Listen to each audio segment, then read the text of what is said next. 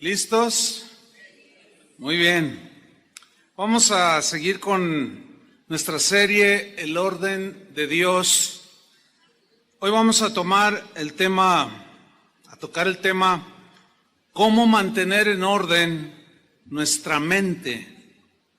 Sin lugar a dudas que es en nuestra mente donde tenemos las batallas cotidianas de la vida. Es allí donde se ganan o se pierden. Y vamos a ver qué dice la Biblia acerca de cómo podemos mantener en orden nuestra mente para que nuestra vida, nuestros pensamientos y nuestra conducta camine en orden, en el orden de Dios. Vamos a tomar un texto, 2 de Corintios 2, versículo 11.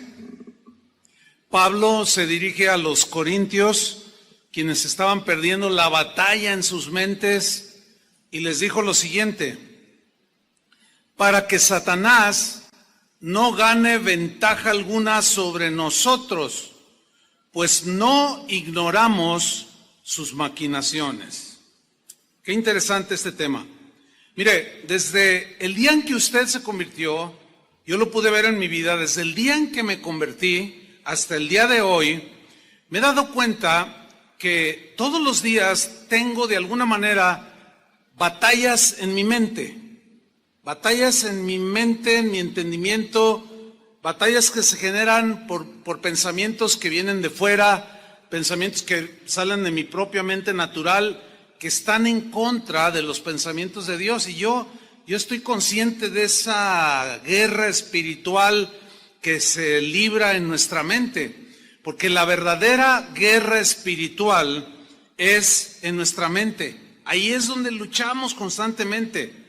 Por eso es que, como vimos hace 8 días, tenemos que renovar nuestra mente. Tenemos que elevar nuestros pensamientos a los pensamientos de Dios. Vamos a recordar un texto que Pablo le escribió precisamente a los corintios, acerca de cómo las ideas, los argumentos que son contrarios a Dios, los pensamientos contrarios a Dios, tienen que ser desechados, derribados, resistidos. Y les dijo en 2 de Corintios 10:4 lo siguiente: porque las armas de nuestra milicia no son carnales. Milicia es batalla, guerra. Y aquí hace una analogía de la guerra física que hay entre naciones o individuos, pero él le hace una aplicación al ámbito espiritual.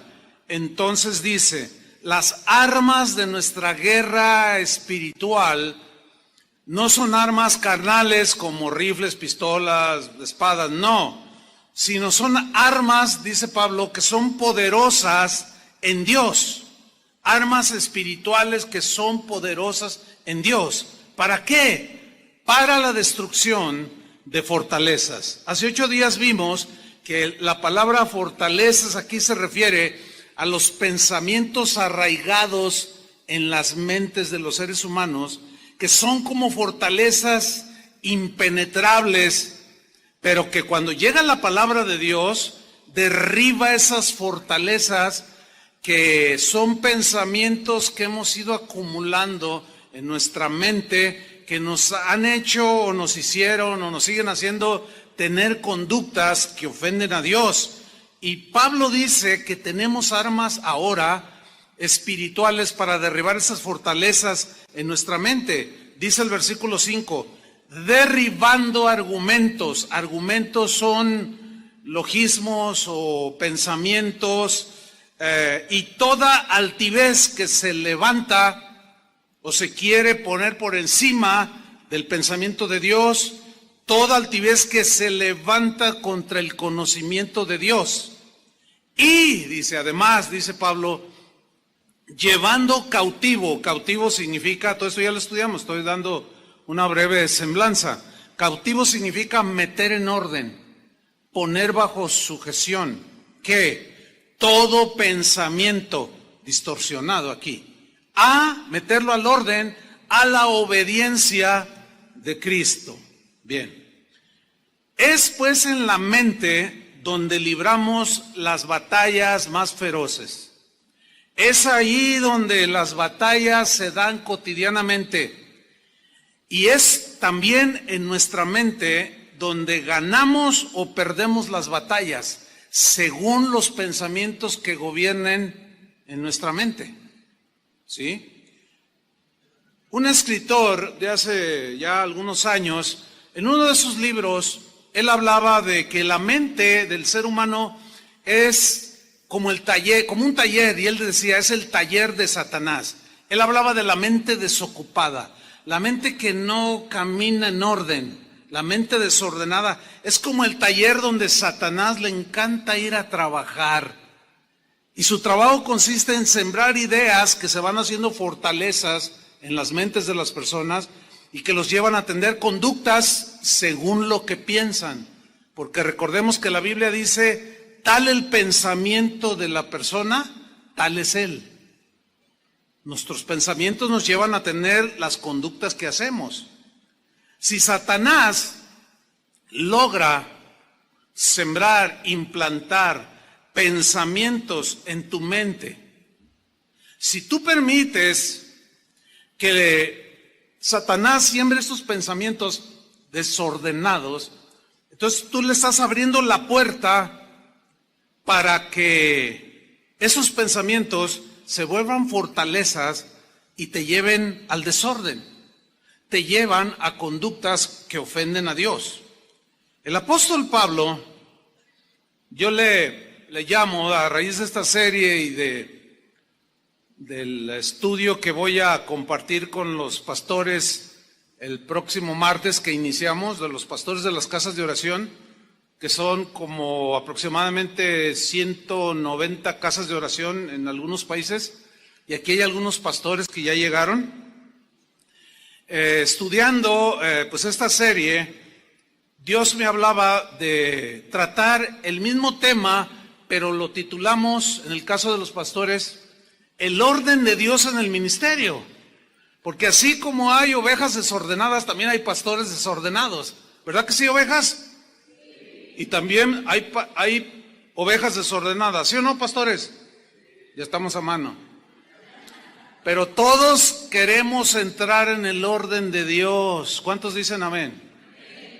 Y sin duda que también va a haber un desafío, así se llama nuestro evento anual, el desafío del ministerio. Porque en el caso del apóstol Pablo, yo les comentaba que mientras estudiaba, me di cuenta que sus enseñanzas, todas, sin excepción, todas sus cartas, siempre eran consejos para poner orden en las iglesias. Entonces yo le puse el apóstol del orden. Bueno, yo así le puse a él. Y va a ser algo del tema que yo voy a tratar con ellos. Pero el mismo Pablo estaba muy preocupado por los cristianos que vivían en Corinto, aquellos que habían recibido la palabra de Dios, aquellos que habían nacido de nuevo, que habían iniciado a ser nuevas criaturas, su vida antigua había pasado y ahora estaban viviendo una vida nueva, pero algo empezó a suceder, que comenzaron a los corintios a permitir que falsos apóstoles, incitados por Satanás, dirigidos y comandados por él, les sembraran pensamientos diferentes acerca de Cristo, pensamientos distintos acerca del Evangelio. Y Pablo estaba muy preocupado por los corintios. Estaban siendo bombardeados de una manera copiosa y sin tregua para desviarlos del camino del Señor.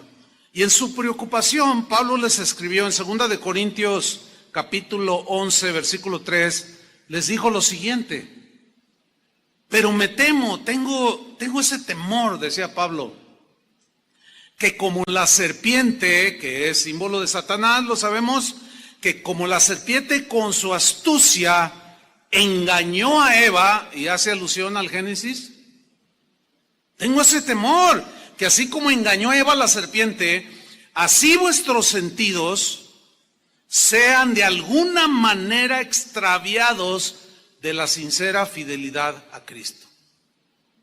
Los pastores de hoy, los pastores que en verdad quieren caminar en orden con Dios, nos preocupamos por las ovejas, así como Pablo se preocupaba por los cristianos de aquel tiempo. Nos preocupa que ustedes, cristianos, tengan su mente en orden.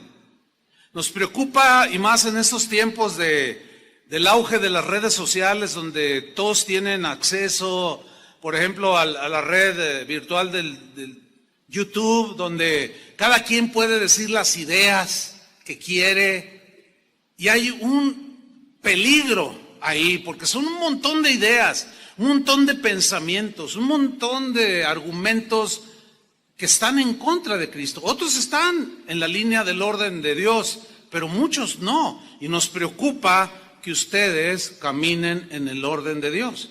Entonces, nosotros también tenemos ese temor que así como Satanás engañó a Eva, así nuestras mentes, sus mentes, sean de alguna manera desviados por pensamientos erróneos, muchas veces de origen satánico.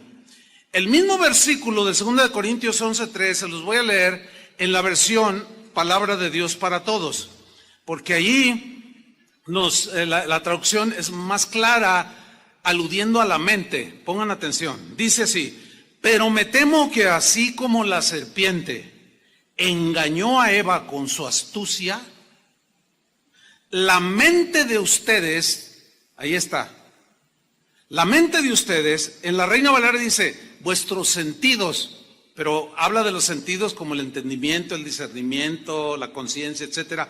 Vuestras mentes, la mente de ustedes también se corrompa y se desvíen de la pureza y la devoción que tienen por Cristo. Una preocupación genuina.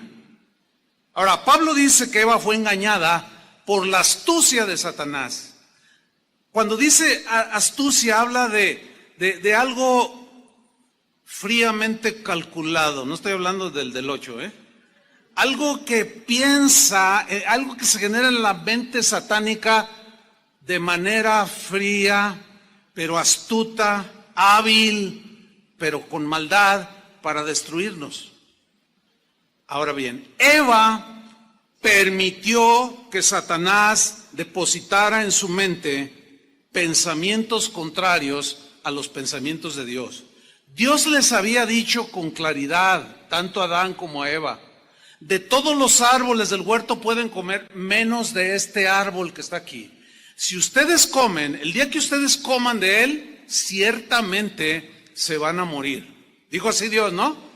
Pero llega Satanás y pone en tela de duda con otra idea que va directo a la mente de Eva. Y le dice, así es que Dios te dijo que si tú comes de ese árbol prohibido, ¿te mueres? Y Eva le contesta, sí, él dijo que si lo hago, me muero, nos morimos. Y Satanás le dice, no te mueres. Y aquí ya vemos un conflicto de ideas, un conflicto de pensamientos. Lo que había dicho Dios, que sí se morían si comían, y lo que había dicho Satanás, que si comían no se morían. Pero ¿en dónde se estaba librando la batalla? En la mente de Eva. El problema con ella fue que permitió que ese pensamiento le empezara a generar preguntas desacertadas. Sin duda que la mente de Eva empezó a vagar, empezó a divagar, empezó como si fuera un taller. Satanás empezó a trabajar en la mente de Eva y ella sin duda que entró en esa disyuntiva, bueno, ¿qué será lo cierto? ¿Moriré o no moriré? Y empezó la duda.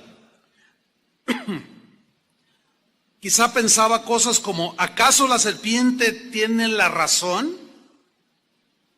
Quizás Dios está exagerando su prohibición. A lo mejor Dios está exagerando y me prohibió algo que es bueno para mí. Ahí fue donde Eva comenzó a iniciar en su derrota, en su mente. ¿En dónde? En su mente. Dice Pablo que la serpiente engañó en sus sentidos, o sea, en su mente a Eva con su astucia. El verbo engañar es el que hay que estudiar aquí. Viene de un término griego que también se puede traducir de tres maneras, por lo menos. Seducir, cautivar, atraer. Hay quien lo traduce como embrujar. Entonces el texto se puede leer: me temo que como la serpiente con su astucia sedujo los pensamientos y la mente de Eva, la cautivó, la atrajo hacia el fruto prohibido. Satanás logró lo que pretendía hacer, porque Eva permitió que esos pensamientos comenzaran a anidarse en su mente. Lo mismo sucede con nosotros. La misma estrategia de Satanás la pone a funcionar. Por eso es que Pablo, preocupado por los corintios, les dice: yo tengo ese temor que sus sentidos, sus mentes, sus pensamientos sean de alguna manera extraviados, desviados de la fidelidad a Cristo y se vayan por otros caminos. Los corintios estaban perdiendo la batalla en su mente. ¿Por qué? Porque estaban aceptando otras ideas acerca de Cristo, otras ideas acerca del Evangelio. En la Reina Valera, en segunda de Corintios 11:4, Pablo les dice la razón de su preocupación y les dice así: porque si viene alguno, ese alguno se refiere a unos que más adelante les llama falsos apóstoles, emisarios de Satanás, así les llama, porque traían otras ideas, otros pensamientos. Y Pablo les dice así: porque si viene alguno predicando, predicar es hablar un conjunto de ideas y de argumentos acerca de Dios o de Dios. Entonces, ellos estaban oyendo a algunos predicando que predicaban a otro Jesús, no el Jesús que Pablo les había predicado. Si viene alguno predicando a otro Jesús que el que os hemos predicado, decía Pablo, o si recibís otro espíritu que el que habéis recibido, u otro evangelio que el que habéis aceptado, bien lo toleráis. Aquí está la palabra clave: lo están tolerando. Están permitiendo que esas ideas comiencen a meterles duda, que fue exactamente lo que Satanás logró hacer en la mente de Eva: poner en tela de duda la palabra del Señor, cuando les dijo: no comas, porque si comes te vas a morir.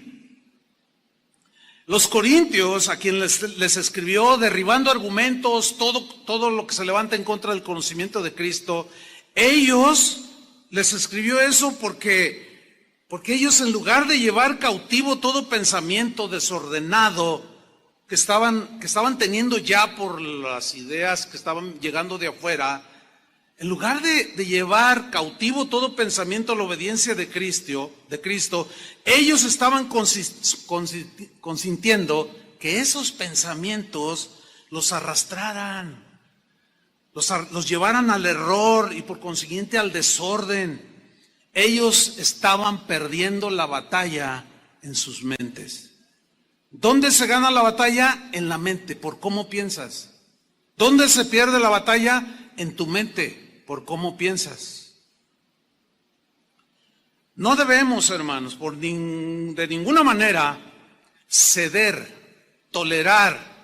No podemos permitir ni siquiera un centímetro en nuestras mentes que ningún pensamiento que venga de fuera o de nosotros mismos, que vaya en contra de los pensamientos de Cristo, se empiece a arraigar en nuestra mente. No podemos darnos ese lujo, hermanos. Debemos mantener el orden en nuestras mentes.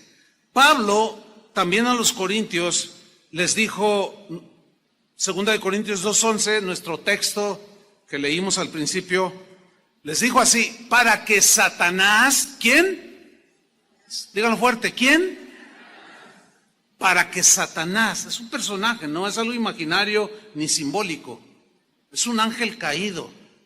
Según la Biblia es como, si no el ángel, el más, es uno de los ángeles más hermosos y poderosos que Dios creó. Pero se rebeló.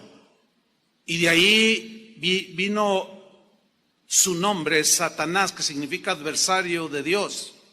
Entonces dice aquí claramente Pablo, para que Satanás no gane ventaja alguna sobre nosotros. Habla ventaja alguna en nuestros pensamientos. Para que no gane ventaja alguna en nuestra mente, pues no ignoramos sus maquinaciones. Aquí el problema se agudiza cuando un cristiano no se está renovando en su mente. Permanece en un estado de ignorancia. No madura, no crece. Y esa ignorancia lo lleva a no distinguir las maquinaciones de Satanás. Y no tiene cómo defenderse, porque al no identificarlas, al ignorarlas, cómo trabaja el enemigo, cae fácilmente. Ahora, aquí la palabra maquinaciones debemos de descifrarla o interpretarla conforme al contexto. Dice, para que Satanás no gane ventaja alguna sobre nosotros, pues no ignoramos sus maquinaciones. Ok, ¿qué son maquinaciones?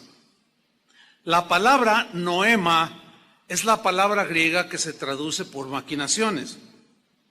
Y noema tiene algunos significados, como por ejemplo propósitos. Se puede leer entonces así: que Satanás no gane ventaja alguna sobre nosotros, pues no ignoramos sus propósitos. Ahora, ¿cuáles son los propósitos de Satanás para con nosotros? ¿Destruirnos, hermanos? Eso es evidente. No hay la menor duda que esos son los propósitos de él. Y para lograrlo hace maquinaciones.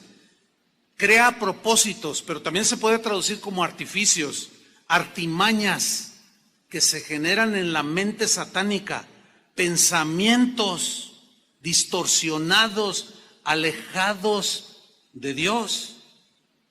Entonces podemos leer aquí lo que Pablo decía, que Satanás no gane ventaja alguna sobre nosotros, pues no ignoramos que Satanás tiene propósitos destructivos. Usa de manera artificiosa, usa artimañas, maquinaciones que se han generado en su mente, pensamientos horrendos que tú no debes permitir por ningún motivo que te atrapen. El libro de los Hechos narra una de las historias más trágicas porque sucedió dentro de la comunidad cristiana de aquel tiempo. ¿Qué estaba sucediendo? Mucha gente se estaba convirtiendo a Cristo. Y el Espíritu Santo comenzaba a trabajar en los corazones de los cristianos de aquel primer siglo de nuestra era. Y entre ese mover del Señor había uno que lo podemos definir como que Dios estaba trabajando en los corazones de las personas en cuanto a la generosidad para ayudar, para apoyar a los pobres, ayudar al necesitado, apoyar la obra del Señor, apoyar la obra misionera, porque vemos cómo fueron enviados Pablo, Silas y otros, y eran sostenidos por las mismas ofrendas de los cristianos. Y un trabajo extraordinario de generosidad en el corazón de los cristianos de ese tiempo estaba haciendo el Señor en ellos. Y esta historia trágica habla de un matrimonio. Él se llamaba Ananías, ella se llamaba Zafira. Un matrimonio como aquí hay muchos. Pero vamos a leer la historia que está registrada en el capítulo 5 del libro de los Hechos, en el versículo 1. Lo voy a leer en la traducción en lenguaje actual. Dice así: algo muy diferente pasó con un hombre llamado Ananías. Es decir, algo diferente a lo que el Espíritu estaba haciendo en los corazones. Y vamos a ver cómo fue que eso diferente tuvo que ver con ideas que vinieron de fuera a la mente de Ananías y accionó de acuerdo a esos pensamientos perversos que Satanás sembró en él. Y aquí está el asunto. Algo muy diferente pasó con un hombre llamado Ananías. Este hombre, dice, y su esposa, que se llamaba Safira, se pusieron de acuerdo y vendieron un terreno. Quiero poner énfasis en la frase, se pusieron de acuerdo. Esto habla de que hubo un diálogo entre ambos. Parece ser que la primera idea, la primera propuesta para hacer lo que hicieron, se generó en la mente de Ananías. Y para poder llegar a estar en acuerdo con otra persona, él tuvo que, en este caso Ananías, compartir con su esposa pensamientos, ideas, argumentos acerca de lo que deberían de hacer. Había gente, empezaron a dialogar entre ellos, sin duda. Esto que voy a comentar es un diálogo pues imaginario, pero es probable que se haya dado así, porque para ponerse de acuerdo dos personas tienen que hablar entre ambas, ¿no es cierto? Entonces es posible que Ananías, al dejar que Satanás sembrara pensamientos en su mente, se acercó con su esposa y le dijo, oye, ¿ya viste que la familia tal vendió una de sus propiedades y lo donaron a la iglesia y lo dieron a los apóstoles y ellos están para ayudar a los pobres, para apoyar la obra de Dios? Sí, ya he visto. Y también la familia fulana y Sultano de Valgano, también ellos están dando con generosidad.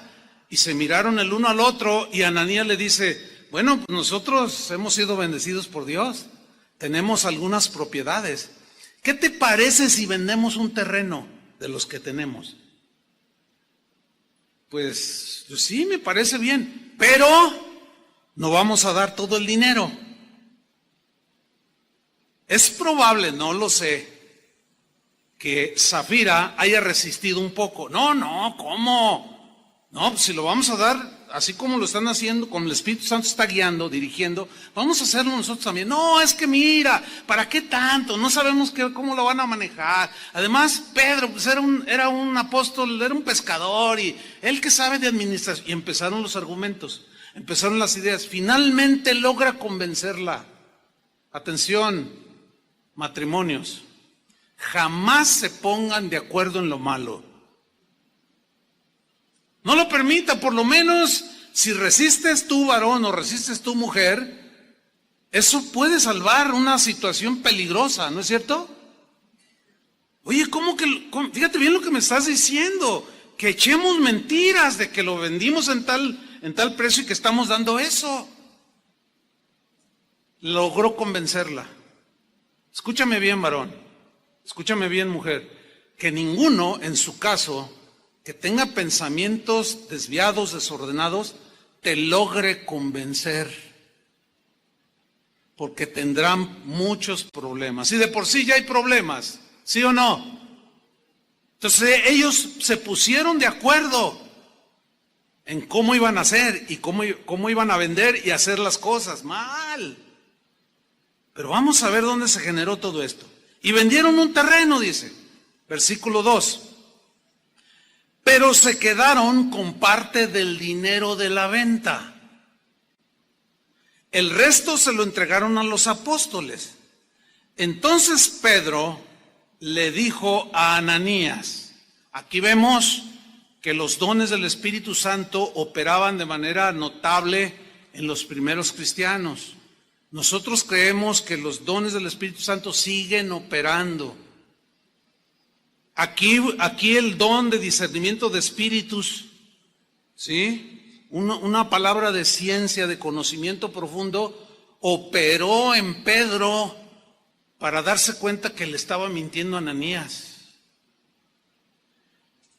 Dice el versículo 3, entonces Pedro le dijo a Ananías, fíjate lo que le dijo, ¿por qué le hiciste caso a Satanás?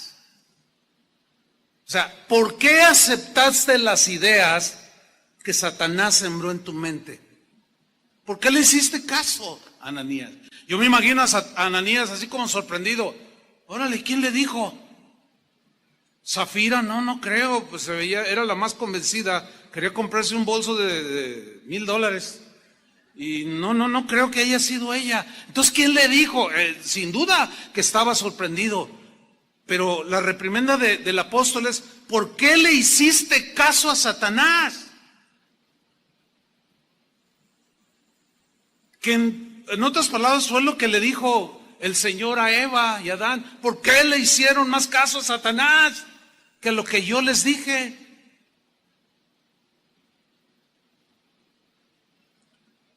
Le sigue diciendo Pedro: creíste.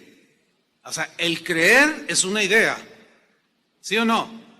El creer está basado en argumentos, en pensamientos que están aquí en la mente, o los procesamos en nuestra mente. Fíjate lo que le dice Pedro: creíste. O sea, era error. Creíste que podrías engañar al Espíritu Santo y te quedaste con parte del dinero. Eso fue lo que Satanás le sugirió en su mente. Esto fue lo que platicó con su esposa para lograr ponerse de acuerdo. Y el Señor pues le está reprendiendo por medio del apóstol: ¿por qué le creíste a Satanás? ¿Por qué le hiciste caso? ¿Creíste que podías engañar a Dios? Ahora yo les hago una pregunta: ¿podemos engañar a Dios? Nos podemos esconder de aquellos que creemos, que nos interesa que no nos vean lo que hacemos. Como los niños, no, los niños, tú los estás viendo y luego te descuidas y luego él quiere hacer algo, arrebatarle la paletita, el chupetín, el juguetito, qué sé yo, a su hermanito o a su primo, y te ve que te descuidas y le hace así como que no me está viendo, órale. Y muchas veces así actuamos. Pensamos que podemos engañar a los demás, pues sí, pero a Dios es imposible. Ahora, procesen bien esto: es imposible engañar a Dios. No podemos esconder nada. Si ese pensamiento prevalece en tu mente y te gobierna, te aseguro que cometeríamos menos tonterías. ¿Sí o no? La conciencia de que Él sabe todo y de que Él ve todo.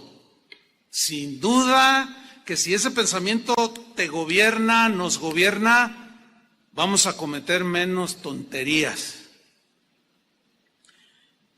Creíste que podías engañar al Espíritu Santo y te quedaste con parte del dinero. Le dice en el versículo 4, comienza a derribar los argumentos, las fortalezas en la mente de Ananías.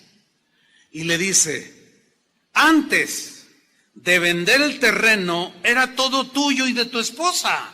¿Era cierto el argumento? Pero contundente, era tuyo. Y cuando lo vendiste, todo el dinero también era de ustedes. Argumento contundente, era cierto. ¿Por qué lo hiciste? Fíjate, acción. ¿Por qué lo hiciste? Ahora, ¿por qué lo hizo? Porque un pensamiento empezó a gobernar su mente. Terminó haciendo el pensamiento. Le hizo caso a Satanás. ¿Dónde se generan las victorias? En la mente. ¿Dónde se generan las derrotas? En la mente. Ahí está, clarísimo el principio. Pero lo trágico viene en el versículo 5. Al oír esto, Ananías cayó muerto allí mismo. Esto no es simbólico, ni metafórico.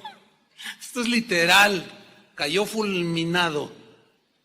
Un juicio de Dios inmediato para hacernos entender que no podemos engañarlo. Ahora, el hecho de que se vea poco en la iglesia este tipo de casos no significa que Dios no sepa las cosas. Lo que pasa es que su misericordia prevalece sobre el juicio y prefiere aplicar misericordia que juicio. Pero no juguemos con Él, porque al ser soberano bien puede hacerlo en cualquier momento. Es mejor estar en orden. ¿Cuántos dicen amén? Sin duda. Cayó muerto, dice. Y unos muchachos ahí envolvieron el cuerpo de Ananías y lo llevaron a enterrar. Y todos los que estaban en ese lugar sintieron mucho miedo. ¿Quiénes? Imagínense, por supuesto que sí. Como, ay, no, a Dios no le podemos esconder nada. ¿Se imaginan los comentarios en las casas de otros cristianos y de la gente no cristiana? Oye, ¿ya supiste lo que sucedió allí con los cristianos? Unos que quisieron engañar a Dios, quisieron mentir al Espíritu Santo que ellos hablan, cayó fulminado. ¿Cómo? No te metas con ellos. Esos parece como que el Dios de ellos toma las cosas en serio. ¿Y cuántos saben que el Señor sigue tomando las cosas en serio? En serio.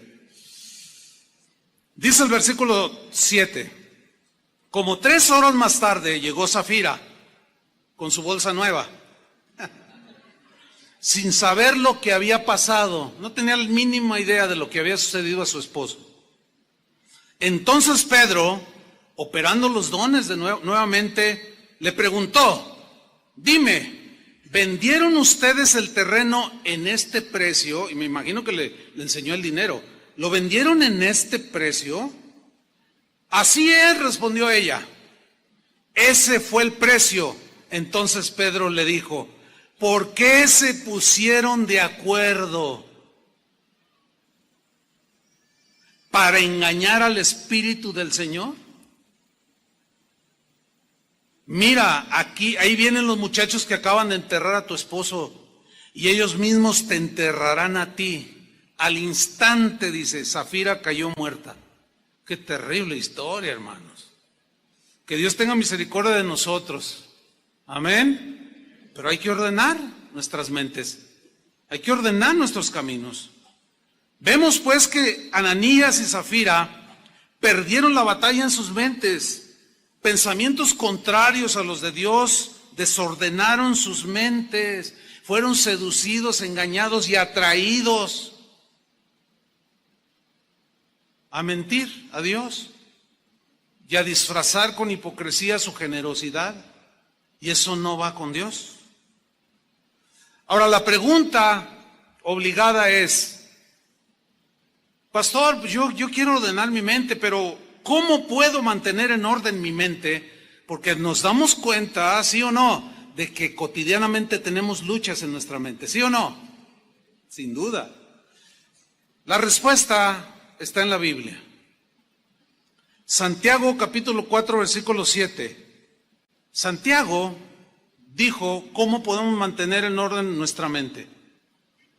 Dijo así: someteos pues a Dios, resistid al diablo y él huirá de vosotros.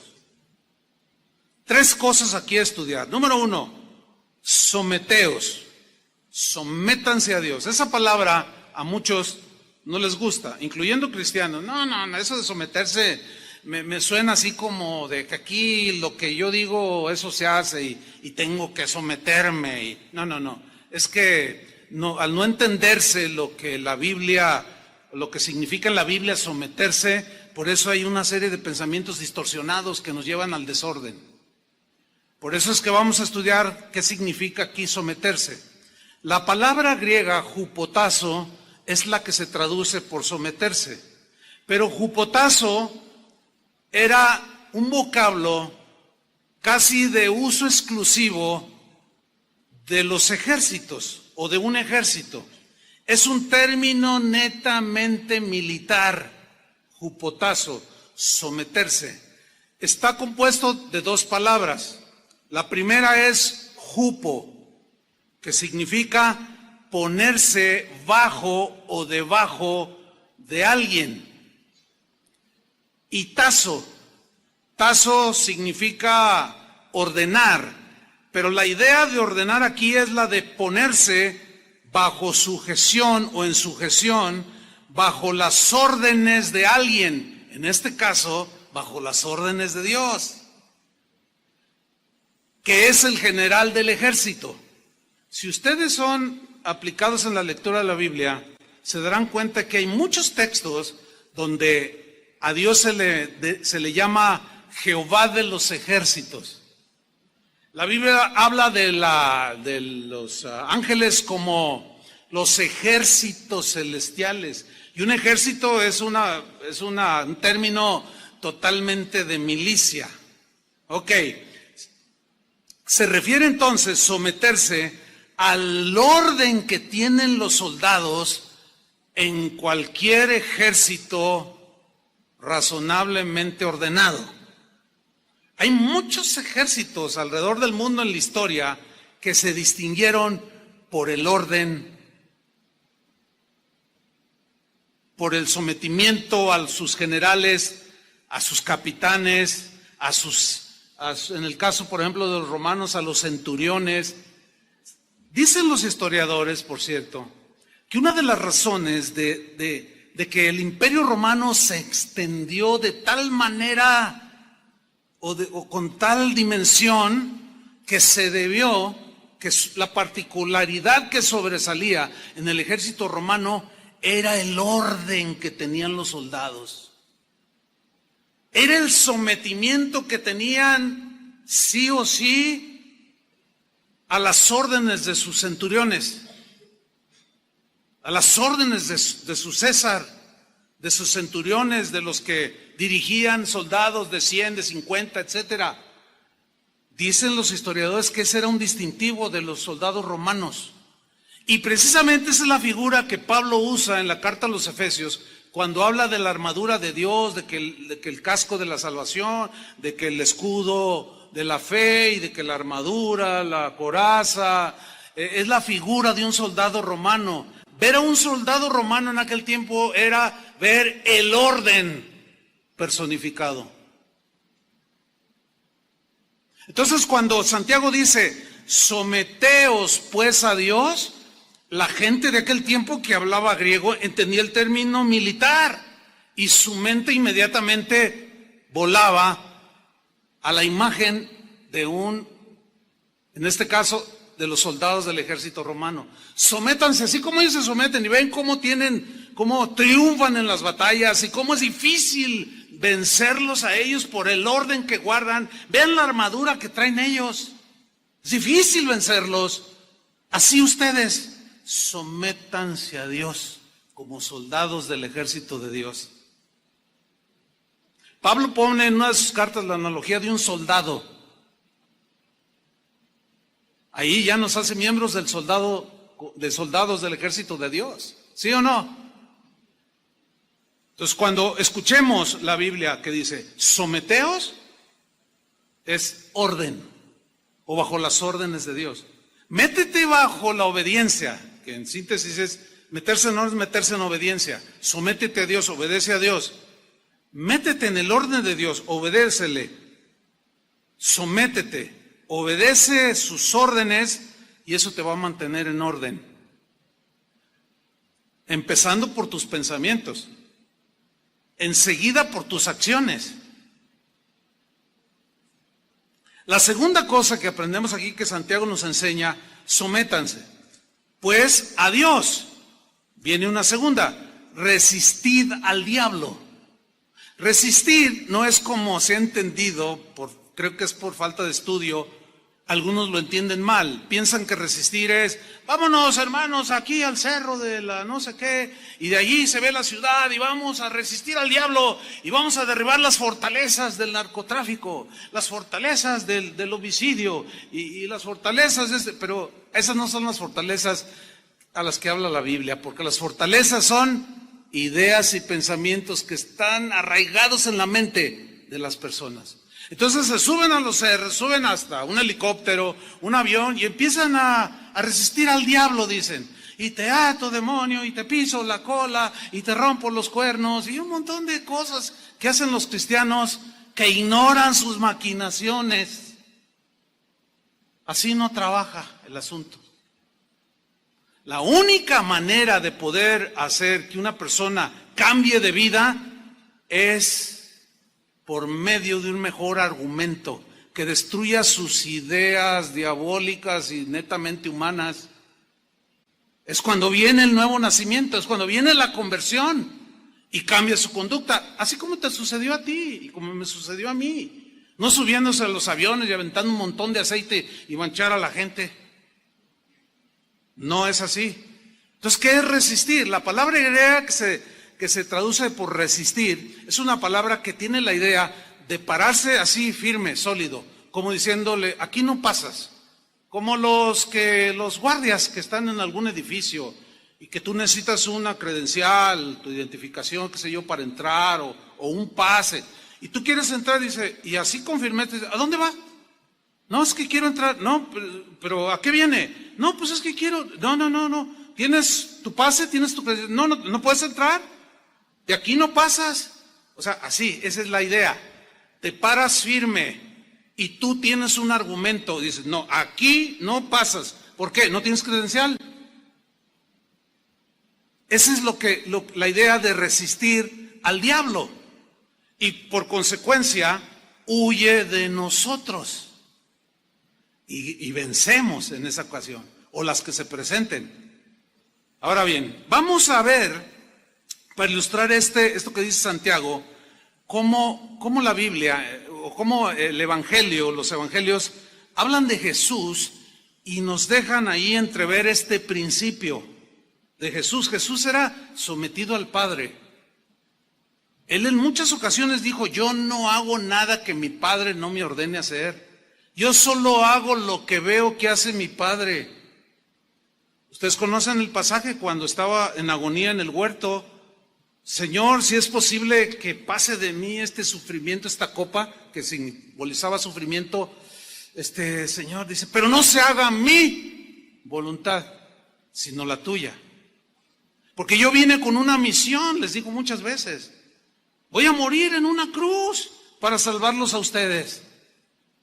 Él venía bien armado en su pensamiento a lo que venía a esta tierra. Y él dejó ver muchas veces este principio que estaba sometido a Dios. Vamos a ver solamente un texto. Juan capítulo 14, versículo 30.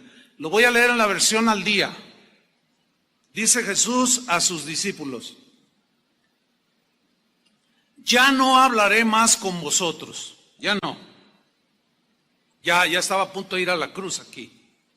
Porque viene el príncipe de este mundo. ¿Quién es ese? La serpiente antigua, Satanás. Viene el príncipe de este mundo. Él no tiene ningún dominio sobre mí. En la Reina Valera dice, él no tiene que ver nada conmigo.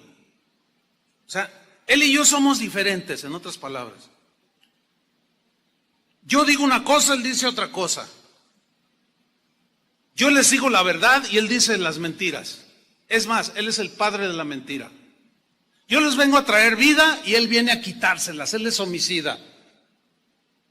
Yo digo una cosa y él dice otra cosa. Él no tiene que ver absolutamente nada conmigo. Por eso Pablo le dijo también a los corintios que parece ser la iglesia más desordenada del Nuevo Testamento. Les dijo, ¿qué comunión tienen la luz con las tinieblas? O Cristo con Belial, o con Satanás. No, nada. Por eso apártense de eso.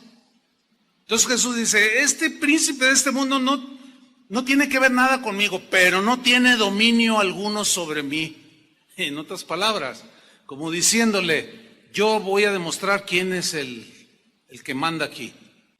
Nada más que Satanás nunca imaginó que iba a ser por medio de algo que él nunca imaginó, porque el Pablo mismo dijo, si hubieran sabido los hijos de este mundo y el mismo Satanás que a través de su muerte venía la salvación, no lo hubieran matado. Así dice Pablo a los corintios. Dice el versículo 31, pero el mundo, dice, tiene que saber que amo al Padre. ¿Se acuerdan que Jesús dijo, si me amáis, guardaréis mis mandamientos? Entonces tienes que saber, dice, que yo amo al Padre y que hago, noten aquí el principio de sometimiento, jupotazo, ¿sí? Está bajo las órdenes. Y que hago exactamente lo que Él me ha ordenado que haga. Aquí está la figura de un soldado que está en un ejército y es un soldado aplicado, obediente, presto, diligente, con su mente bien armada de que va a ir a la guerra, que va a tener batallas y que puede salir herido o perder la vida, pero él quiere vencer. Sabemos que el Señor venció. Amén. ¿Cuántos le dan un aplauso a él? Amén.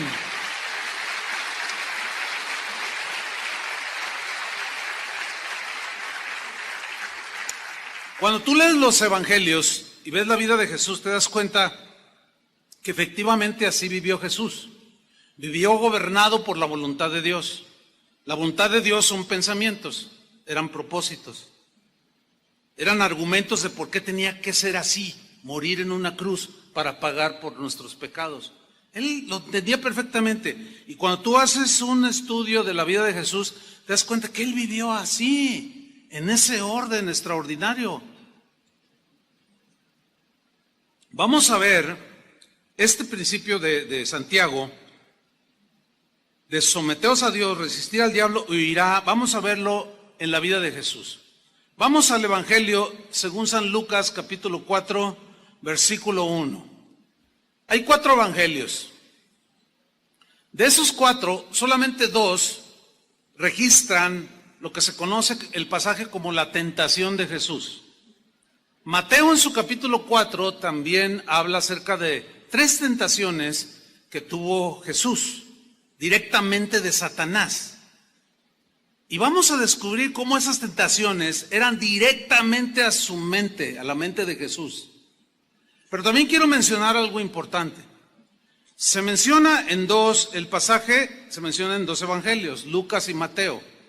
Pero Lucas pone algunos rasgos en su relato que Mateo omite o no los toma en cuenta. Él narró la historia conforme él la concibió y así la plasmó. Los que no entienden esto dicen, no, los evangelios se contradicen, la Biblia es una tontería y todo. Pero no, hay un argumento que derriba ese pensamiento de que, mira, aquí dice que Lucas dice que Satanás le dijo, dile a esta piedra que se convierta en pan, y Mateo dice, dile a estas piedras que se conviertan en pan. Ya ve, ahí hay una contradicción, pero no, hay un argumento que derriba esta falacia, y el argumento es este. Sucede una tragedia, hay muchos heridos, algo sucede, explota un tanque de gas, qué sé yo, y la noticia corre por todos lados, ¿cierto? Y los reporteros de Televisa, de TV Azteca, los fifís les dicen, no, los chayoteros dicen, no se, bueno, olvide eso. Y luego llegan los de otros periódicos, de otros medios, y cada quien llega al momento de la tragedia, al lugar de la tragedia, y comienza a escribir, a filmar, a entrevistar, a preguntar, oiga, ¿qué pasó aquí? Entonces, unos, sin duda que llegaron primero que otros, ¿no es cierto? Otro se tardó y llegó 2 horas después, qué sé yo. Cuando al siguiente día tú lees la narración del accidente, díganme si no es cierto. Todos son diferentes, con detalles que otros omiten, pero el hecho en sí de la tragedia de la explosión, todos la mencionan, ¿sí o no? Y unos dicen, no, pues cuando yo llegué al lugar de los hechos, parece como que la gente estaba asustada y nomás había 200 personas de mirones, pero a lo mejor llegó muy temprano, a los 15 minutos. Y otro que llegó a las 2 horas, dice, no, aquello no podía yo ni acercarme al lugar de los hechos. Había como 10,000 personas que se están contradiciendo. No, es que cada uno lo está escribiendo conforme a lo que él vio y su circunstancia. Bueno, ese argumento creo que es suficiente para aclarar que los evangelios tampoco se contradicen en sus narraciones. ¿Entendieron o no? Y si no, bueno, vuelvan a escuchar esta parte y luego ya lo captan. Yo decidí usar el Evangelio de Lucas para hablar de este punto, de cómo las tentaciones que Jesús tuvo directamente de Satanás fueron en la mente, por una razón, porque Lucas añade un par de definiciones o de palabras o de frases que Mateo no hace. Y en el caso de Lucas nos aclaran más sobre el tema. Vamos a leerlo. Dice Lucas 4:1, Jesús, lleno del Espíritu Santo, volvió del Jordán, donde había venido el Espíritu Santo como paloma sobre él y todo eso. Y él volvió del Jordán y fue llevado por el Espíritu al desierto, a un lugar desolado. La palabra que se traduce por desierto habla de lugar totalmente solitario. Pues la idea de desierto pues es esa. Ahora bien, aquí es algo bien importante. ¿Por qué en el desierto? ¿Por qué tuvo el Espíritu Santo, lo llevó, lo dirigió al desierto? Mateo dice para ser tentado por el diablo. Lucas dice que por 40 días estaba en el desierto y era tentado por el diablo. Ok, aquí la palabra tentación o tentar tiene dos implicaciones. Una es positiva y otra es negativa.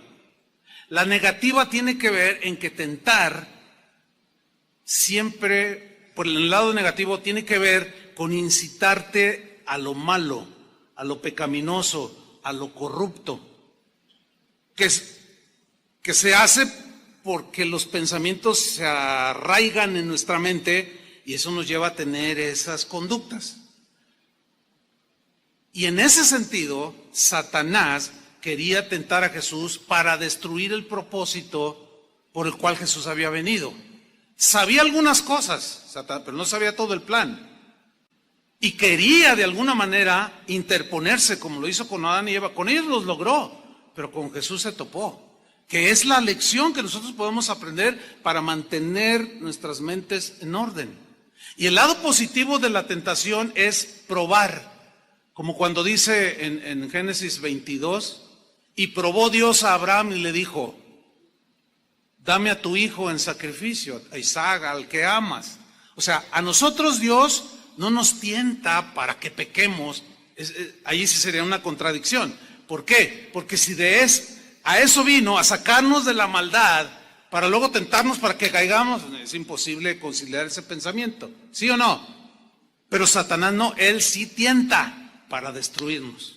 Y hay que saber distinguir lo que es una tentación, que es para destrucción, y lo que es una prueba, que es para crecer. En el caso de Dios que nos prueba. Bueno, aquí Satanás tentó a Jesús. Dice, y no comió nada, dice el versículo de Dios, en aquellos días, 40 días, pasados los cuales tuvo hambre, algo normal. Es más, algunos de ustedes anoche cenaron un pozole triple y ya traen hambre. ¿Cuántos traen hambre? A ver, sean sinceros. Yo no, porque acabo de comer algo. Pero mira, el tener hambre es algo natural, normal. Pero resulta que cuando tenemos hambre, algo le pasa a la mente. ¿No se han fijado? O sea, como que no te importa lo demás. Tú tienes hambre y entramos en esa situación, podemos llamarle de debilidad humana. Jesús era humano, pero él fue tentado en todo según nuestra semejanza, pero él no pecó. Hay gente que cuando tiene hambre reacciona de una manera, otros reaccionan de otra manera. Algunos reaccionan cuando tienen hambre, algunos se quedan callados, no dicen nada. Yo conozco uno que está aquí, casi lo estoy viendo. Y ya sabemos que cuando estamos en algún convivio o algo, y él está así, es que tiene hambre. Y ya todos decimos, es que ya tiene hambre. Pero hay otros que se ponen nerviosos, otros se ponen de mal humor. Hay reacciones que afectan la mente. ¿Han notado eso? Yo les comentaba en la mañana que tengo un gatito. Ustedes saben, tengo varias mascotas, ¿no? Bueno, uno es un gatito de una raza, no me acuerdo el nombre, pero es un gato grande y está bien fornido, está bien gordito. Así son esos gatos, porque no comen mucho. Y se llama Panchito Louis. Mira qué lindo gatito. La verdad, te roba el corazón. Porque es bien afable. Le hablas. Generalmente los gatos son huraños y ay, qué lindo gatito. Se me hace que tenemos en la casa un lindo gatito. ¿Se acuerdan? Y generalmente los gatitos. Pero ese no, ese a la gente que llega a mi casa o que lo ve por allí y le habla, el gatito se acerca y es mimoso y todo. Pero ¿sabe una cosa que hemos descubierto mi esposa y yo? Que cuando tiene hambre no nos hace caso. Como que su mente gatúbeda no funciona. Tiene reacciones diferentes. Yo a veces llego a la casa y le digo, Panchito, ven. Y si está bien comidito, y se da vueltas y lo abrazo y todo. Pero Panchito y me ve y, Panchito, ven para acá. Y no me hace caso y luego se acerca así a lo lejos y luego, miau, como reclamándome, tengo hambre. O sea, está de mal humor. Le doy sus croquetitas o su pedacito de, qué sé yo, carnita que le gusta y se le quita. Fíjese, hasta en los animales hay esa reacción. Es como una debilidad. Y ahí es donde Satanás se aprovecha. En el momento de debilidad. En el desierto, donde no hay nadie. Donde nadie te ve. ¿Sabes dónde es donde Dios prueba con mayor intensidad nuestra integridad, nuestra santidad, nuestra honradez? Cuando estás tú solo. Porque cuando estás con los demás, no, pues aquí todos son bien portados. Hasta aureola se les ve. Pero cuando ya andamos por ahí, pues ay, a ver si no me ve algún hermano, ay, que no me vea mi esposa. Por eso el adúltero se esconde, no quiere que lo vean. La adúltera igual y se pone lentes y una cubierta en la cabeza y para que no me vean. Tratan de esconderse. Pero es allí en la soledad. ¿Qué haces? ¿Qué hacemos cuando estamos solos? Ese es el punto. Y peor cuando estás enfrente de una computadora, donde con un clic te meten una de basura, una de ideas en la mente, pero con un clic también la proteges. O sea, le cambias o le apagas. Y dice pues que era tentado, tuvo hambre y vino la tentación en ese momento, versículo 3. Entonces el diablo, noten, le dijo, decir, pues para que sea coherente tienen que ser ideas bien trazadas, ¿no es cierto?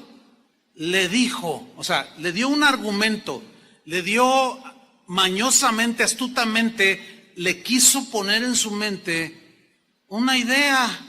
Le quiso sembrar un pensamiento en su mente al Hijo de Dios y le dijo así, si eres hijo de Dios, que algunos o muchos eruditos de la Biblia dicen que en el griego se debería de haber traducido o se entiende mejor de la siguiente manera, puesto que eres el Hijo de Dios, o en base a que eres hijo de Dios. Aunque si eres hijo de Dios también se puede captar la idea, es más clara con, puesto que eres el Hijo de Dios, di a esta piedra que se convierte en pan. Di. Decir, se dicen ideas, ¿no? Se dicen pensamientos, lo que está en tu mente, lo que está en tu corazón, en tu interior, eso es lo que se dice. Porque del corazón salen ¿qué? Los malos pensamientos. Y aquí habla del corazón ligado a una mente. Y el corazón es lo más profundo del ser humano, pero donde razonamos es en la mente. Y de ahí, dice, se generan todas estas cosas. Entonces Satanás le dice, di, pero en el griego decir, el verbo decir, se traduce como mandar, ordenar. En otras palabras, puesto que eres el Hijo de Dios y tienes todo el poder, ordena, manda a esta piedra que se convierta en pan. Ahora, aquí la pregunta obvia es esta. ¿Podía Jesús convertir no solo una piedra, un montón de piedras y hasta ponerse a distribuir pan? ¿Podía haberlo hecho Jesús? Por supuesto que sí. Hay muchos pasajes en la Biblia que nos hablan de ese poder que él tenía, como cuando en aquella boda de Canaán convirtió el agua en vino, ¿se acuerdan? Como en aquella ocasión que había 5,000 varones, no había comida, no habían contado a las mujeres ni los niños, 20,000 personas aproximadamente, no había nada que comer y un niño trae unos pececillos y unos panecillos y a ver, tráiganmelos, él ora, da gracias y los multiplica y les da de comer a todos y todavía dice, y todo lo que sobró guárdenlo en cestas para que no se pierda nada. Hasta en eso era ordenado el Señor, háganme favor. Y sobraron 12 cestas. O sea, todo eso y más hizo el Señor. ¿Qué acaso no podía haberse hecho un sándwich de pescado?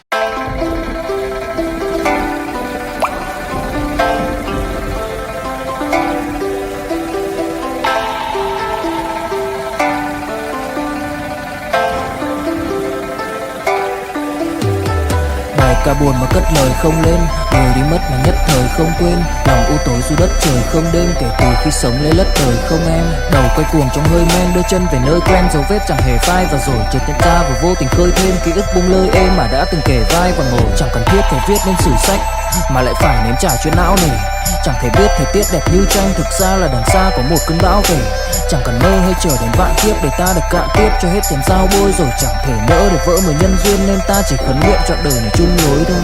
Những kẻ si mê tới điên thường mơ tưởng cái thiên đường yêu nương được tô điểm, nhưng hận tạo hóa tuyệt nhiên có ai đành biến em thành anh đài. Tình ta như hồ điệp vẫn mãi giữ riêng đây về giây phút khắc sâu.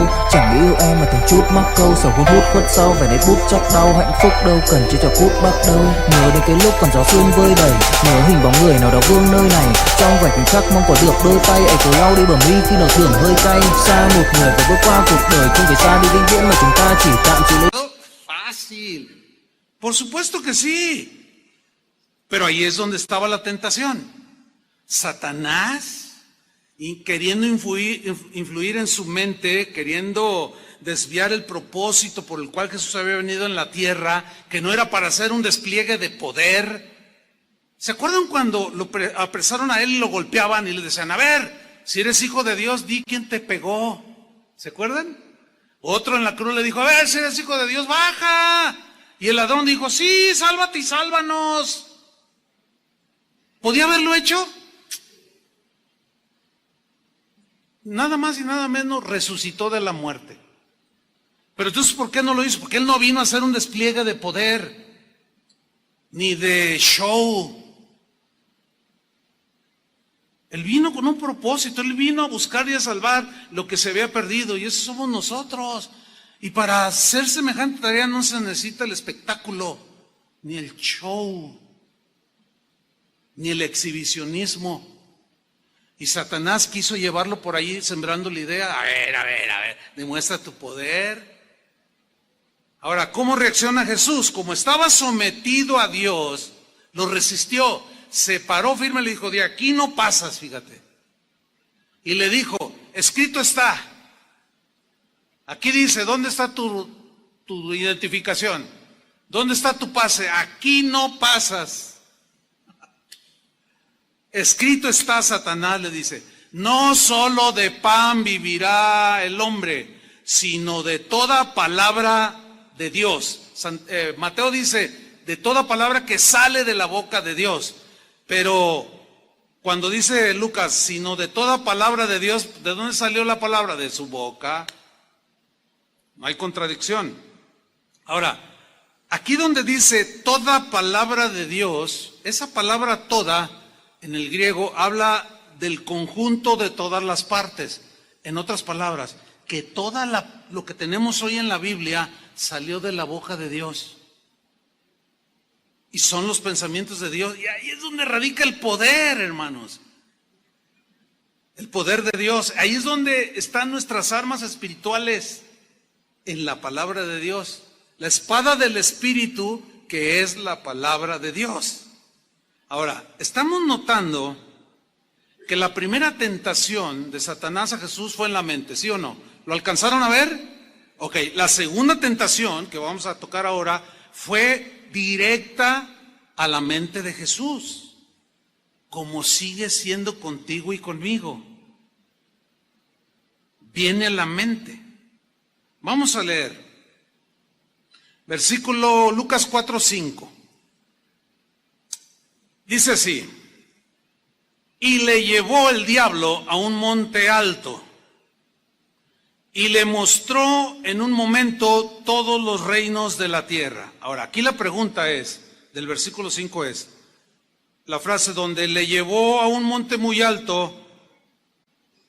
El llevar a Jesús a un monte muy alto fue literal, de que lo llevó como si fuera el Cerro del Cuatro o una montaña, el Everest, ¿fue literal o fue imágenes en la mente de Jesús? ¿Qué piensan ustedes? A ver, ¿dónde fue ese llevarlo a un monte alto? ¿Fue literal, o sea que lo agarró Jesús, Satanás lo agarró a Jesús y se lo llevó volando? ¿O cómo? ¿Cómo se lo llevó a un monte alto? Para subir a un monte alto hay que escalar y son horas para escalar una montaña, ¿sí o no? Bueno, ¿a cuál monte se lo llevó? Él estaba en el desierto. ¿Dónde fue? ¿Cómo interpretar que el diablo le llevó a un monte muy alto? La respuesta Lucas la da en el mismo versículo 5. Noten. Y le mostró, ahí en ese monte alto, le mostró en un momento todos los reinos de la tierra. En un momento. Todos los reinos de la tierra. Imagínate, en una parte alta. Bueno, de ahí vieron toda la extensión del Imperio Romano que en ese entonces prevalecía. Es obvio que no. Bueno, y mira, allá donde se ve aquí, allá están los griegos. Y para allá, aquí derechito, están los persas. ¿No? Por más alto que te subas, porque la tierra es redonda. Aunque algunos con pensamientos, quién sabe de dónde, dicen que es plana, pero no, olviden eso. ¿Cómo le mostró todos los reinos del mundo? ¿Cómo fue? Lucas nos lo dice. Ahí está, mire, y le mostró en un momento todos los reinos de la tierra. La clave para entender esto es descifrar la palabra o la frase en un momento. La palabra griega que aparece, que se traduce aquí por le mostró en un momento, es la palabra cronos, de donde viene cronógrafo, que es el que mide el tiempo. El tiempo cronos es el que nosotros inventamos para medir, ¿sí? Decimos, dentro de 2 años me voy a casar, dice el joven. Entonces es un tiempo largo. El tiempo cronos se mide con espacios de largo tiempo y con espacios cortos, ¿sí? Bueno, en este pasaje, cuando dice y le mostró en un momento, habla de un cronos, un momento de tiempo que se traduce por en un instante, en un minuto. ¿Qué le mostró en un instante y en un momento? En un par de minutos o en segundos. ¿Qué le mostró? Todos los reinos de la tierra. Le voy a poner un ejemplo. En este momento yo estoy pensando en todos los lugares donde he estado en mi vida. En un momento, no llevo ni 30 segundos y ya pensé en Europa, en África, en muchos países donde está, y así literalmente. Y aquí tenemos visitantes de Argentina, pues ya pasaron también, ya anduve por allí, de Paraguay, en algunas de allá en Villahermosa, allá en Seattle, en un segundo. Y ahorita mi mente me estoy acordando de cosas que vi Yo estuve en las cataratas del Niágara allí, en las de Iguazú, allí viendo las maravillas del Señor. Todo eso está en mi mente ahorita, tengo imágenes en un momento. Otro ejemplo. Me gusta este ejemplo, porque yo sé que tumbo argumentos. Ahí está alguien que dice, híjole, la verdad yo canto bien, yo canto mejor que Luis Miguel. Si alguien me diera una oportunidad de cantar, ay, y empieza la mente, ahora canta horrible, ¿eh? Y su esposa se lo ha dicho, pero para ilustrar nada más, pero el diablo le ha dicho, no hombre, cantas mejor que Luis Miguel. Entonces tú te la crees y empieza tu mente a volar en un instante. Ya me vi en el Palacio de Bellas Artes en el DF, me estoy viendo, ya me vi allá en Australia, ya me vi en Alemania, en los mejores escenarios cantando. Oh, yo quiero saber, y tu mente empieza a volar. En un minuto visitaste un montón de países. ¿Dónde fue? ¿Fue literal o en tu mente? Bueno, ese es precisamente el punto aquí. Le llevó a un monte alto y en un momento, en unos instantes, rápido le mostró todos los reinos del mundo. Fue en la mente, hermanos, entiendan eso. Para seducirlo. Y le dijo el diablo, versículo 6, a ti te daré toda esta potestad o autoridad, te voy a dar todo esto que quieras. Y la gloria de ellos, les dice. O sea, la fama, el dinero, los placeres, etcétera, etcétera. Porque a mí me ha sido entregada, mentira. Todo le pertenece a Dios. A Satanás le pasa lo que a veces a nosotros nos pasa. Decimos mi carro, mi casa, mi esto, mi lo, pero no somos dueños de nada. Ya lo hemos discutido eso, ¿sí o no? Cuando nos morimos no nos llevamos. Khi say anh thường hãy nhắc về em, mong khỏa lấp những u tối, khoảnh khắc về đêm nghe lại bài ca ngày xưa cũ. Ta hát về nhau nhớ những giấc mơ ta từng ước, to tát về sau và đó là khi mà anh dần lụy là không làm chủ chính mình. Thấy không gian trở nên tồi tệ, mọi thứ bao phủ chính mình. Em đâu còn như điều anh mơ, anh cũng tự nhủ chính mình. Nhưng mà thôi em, nào ai giỏi mà đủ tính tình, chẳng thể vươn tới được cảnh cao dù anh có nhã ý trèo. Trong cơn say mọi thứ cuồng quay, anh trở thành gã chí phèo. Yêu chân thành là không thay lòng dù em có như thị nở. Ý anh là em như cô tấm, nhìn em như thị nở. Đêm vắng nàng ngón tay xám vàng vì đốt cả bao thuốc lá. Căn phòng chung khi xưa nồng ấm, bây giờ sao bút giá. Một thói xấu mà anh đã quen khi em không ở bên lâu. Anh thường ngồi trong một góc tối nhậu suốt cả đêm thâu. Em mang con tim anh đi đâu, khiến anh mù quáng vẫn cô sáng mỗi khi đau. Em mang con tim anh đi đâu, điều gì choáng váng để xứng đáng ướt mi nhau. Em mang con tim anh đi đâu, khiến anh mù. Nada, el otro día iba con unos pastores, iba conduciendo, iban varios y no avanzaba, era muy lento el tráfico y finalmente me pude meter por este lado y cuando ya llego a un semáforo me doy cuenta que era una carroza, llevaban un féretro allí, por eso venía lento los otros autos. Entonces dije, voy a hacer algo. Le dije, oigan, miren, por eso no avanzábamos. Ah, sí, pues llevan un muertito. Oigan, ¿ya se fijaron bien? Y todos, ¿qué? No lleva su carro, lo llevan en una carroza. Oigan, no lleva su cartera, no lleva su ropa, no lleva su dinero, no lleva nada. Va nada más con un solo traje. Claro, los pastores, ellos entendieron bien lo que yo quería decirles. No, sin duda, no somos dueños de nada. ¿Sí o no? Y el diablo dice, yo soy dueño de este mundo. Mentira. Dios es el dueño de todo, ¿sí o no?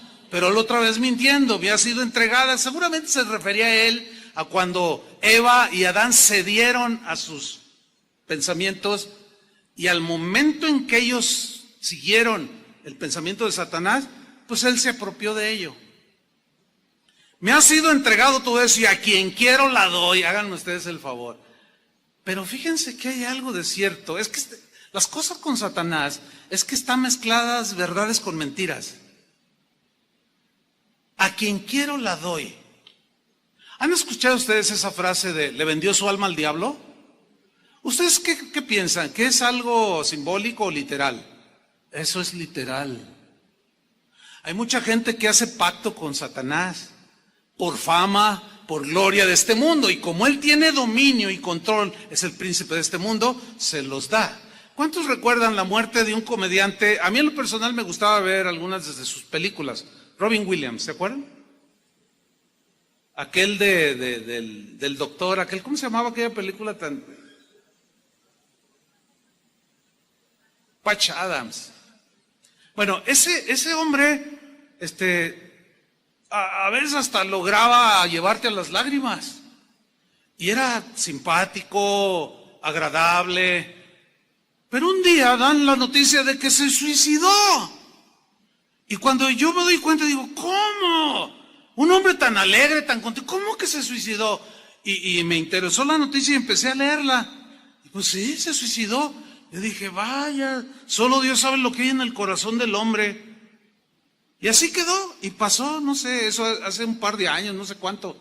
Y no hace mucho, haciendo yo un estudio sobre cierta problemática del ser humano, un estudio bíblico, me acordé de eso y dije, a ver, ¿por qué Robin Williams se suicidó? Y empecé a buscar información, empecé a investigar, y empecé a leer ciertos relatos, y muchos de ellos concordaban en algo que Robin Williams dijo antes de morir. Él dijo, antes de ser famoso yo era una persona introvertida, hasta triste podríamos decirlo. Nadie me hacía caso, nadie. Entonces yo quería ser simpático, agradable, hacer reír a la gente. Y según las crónicas dicen que él dijo, e hice un pacto con el diablo, con Satanás. Y lo invoqué. Y le dije que si me daba gracia y favor y fama y dinero, yo lo serviría. ¿Cuántos están enterados de esa noticia de lo que yo estoy diciendo? Bien poquitos. Bueno, está bien, no hay problema. Mejor lean la Biblia. Pero a mí me sirve para ilustrar esto. Hizo un pacto con el diablo. El hombre que hacía reír a todo mundo estaba en una profunda depresión. Llegó el diablo, le cobró la factura y le sembró una idea, quítate la vida, y lo hizo. Terrible, hermanos. Entonces lo que estamos hablando no es un juego, no es algo ligero. ¿Cómo reacciona Jesús ante este ofrecimiento? Todo esto le dijo, si tú postrado me adorares, todos estos reinos del mundo que te he mostrado, obviamente en su mente, todos serán tuyos. Respondiendo Jesús le dijo, vete de mí. O sea, se paró Jesús firme y dijo, de aquí no pasas. Y lo resistió. ¿Cómo lo resistió? Con la palabra de Dios, con los pensamientos de Dios. Y le dijo, porque escrito está, y le cita Deuteronomio 6:13, al Señor tu Dios adorarás y a Él solo servirás. Así fue como venció Jesús. Así pudo mantener su mente en orden, lúcida, sin desviarse del propósito por el cual había venido a esta tierra. Y así podemos mantenernos, hermanos, sin que nadie nos desvíe, ni Satanás ni nuestra mente humana, para cumplir el propósito que tenemos aquí en la tierra como hijos de Dios. Y todos tenemos diferente tarea que hacer. Si ustedes supieran cuántos ofrecimientos me hacen a mí como pastor, los políticos, los empresarios, oiga, déjenos de anunciar nuestro producto, porque se está vendiendo y si vendemos 1 millón le vamos a dar 15% de comisión, pero denos unos 10 minutos. ¿Imaginan hacer negocio con ustedes? Bueno, algunos dicen, ay, qué bendición de Dios. Y permiten que los vendedores se paren aquí y a ofrecer productos cuando el púlpito es para dar la palabra de Dios. ¿Dónde se ganan las batallas? En la mente. ¿Dónde se pierden? En la mente. Y tú les dices, hasta aquí, de aquí no pasas. Te paras firmes, escrito está.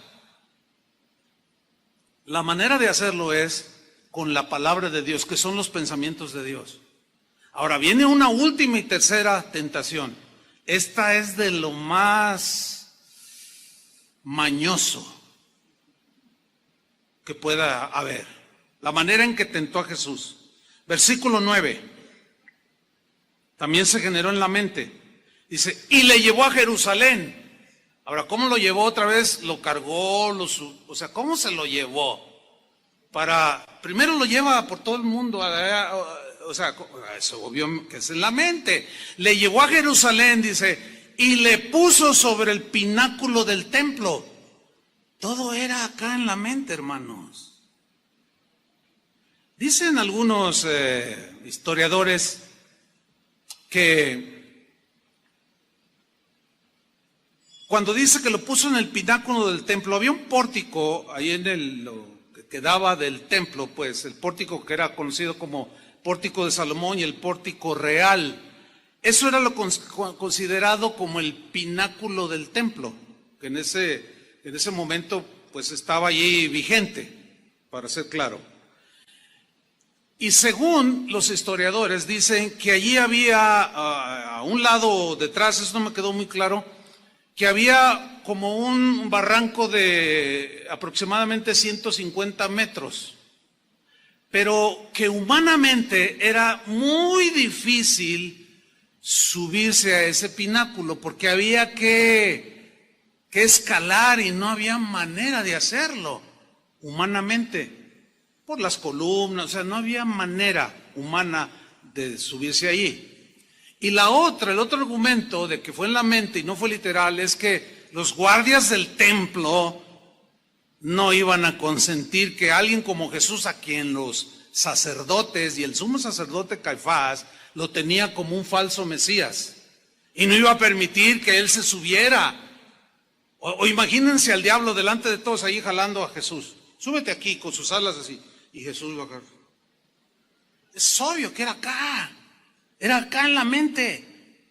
Y fíjense lo que le dijo,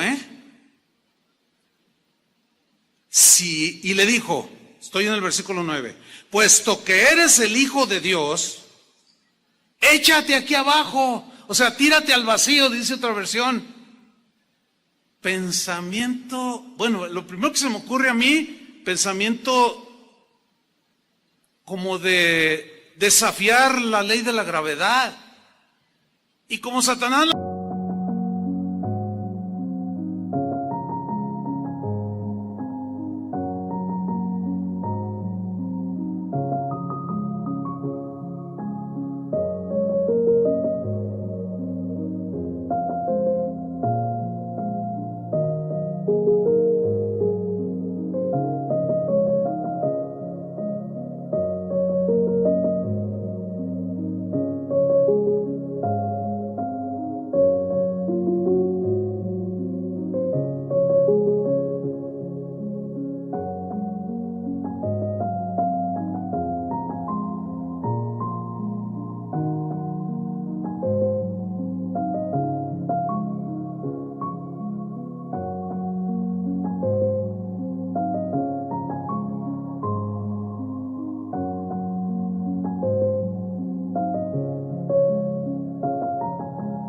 conocía, digo, no, pues que se tire y pues sí o sí se va a estrellar con el piso de 150 metros, imagínate. Y adiós Jesús.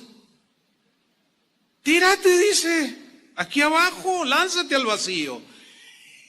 Y miren lo mañoso de Satanás, hermanos. Versículo 10. Porque escrito está, le dice. Ahora toma la misma palabra, los mismos pensamientos de Dios, pero torcidos. Los tuerce, los malinterpreta, no les da el sentido exacto del texto, que es a lo que todo predicador debemos esforzarnos cada vez que predicamos, por dar el sentido más exacto del texto, de lo que dice allí, no de lo que creemos que dice o que lo saquemos del contexto, que fue lo que hizo Satanás, lo sacó del contexto, porque el Salmo 91, versículo 11 y 12, que fue el que citó Satanás, sí ofrece protección, sí dice eso que dijo Satanás, pero aquí era como decirle a Jesús, hazlo, lánzate. El Salmo 91, 11 dice que A sus ángeles mandará cerca de ti que te guarden y en tus manos te sostendrán para que no tropieces sobre piedra. Entonces, si Jesús hubiera aceptado esa idea de Satanás, ese pensamiento, estaba en el pináculo del templo para demostrarte que sí, ahí te voy. Pero eso era desproporcionado. Él no vino a hacer despliegue de poder ni de exhibicionismo. ¿Y qué hace Jesús? Utiliza la palabra como se debe de utilizar, de la manera correcta, con la mejor interpretación, lo más acercado posible para nosotros. Él no se equivocaba. Pero él, de una manera certera, convincente, respondiendo Jesús en el versículo 12 le dijo, dicho está, o escrito está, como dice Mateo, no tentarás al Señor tu Dios. Y le cita Deuteronomio 6, 16, lo cual evidenciaba que la sugerencia de Satanás, aunque pretendía tener apoyo bíblico, estaba distorsionado, estaba torcido el pensamiento. ¿Cuántos pensamientos torcidos están incrustados en las mentes de los cristianos? ¿Cuántos predicadores usan la estrategia de Satanás que tuercen los versículos? Tuercen el verdadero sentido de las Escrituras para decir lo que ellos quieren, para sacar beneficio de la gente. Eso es satánico, eso se genera en la mente satánica. Quien hace eso, en el caso de los predicadores que están en desorden, están haciendo el trabajo de Satanás, exactamente iguales. Manipuladores, mentirosos, aprovechados, que tuercen las Escrituras para su propia perdición.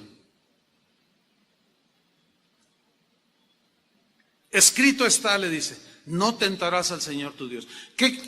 ¿Cómo entender no tentarás? O sea, no desafíes a Dios. Piensa bien, aunque sea la palabra de Dios, piensa bien si es el sentido correcto.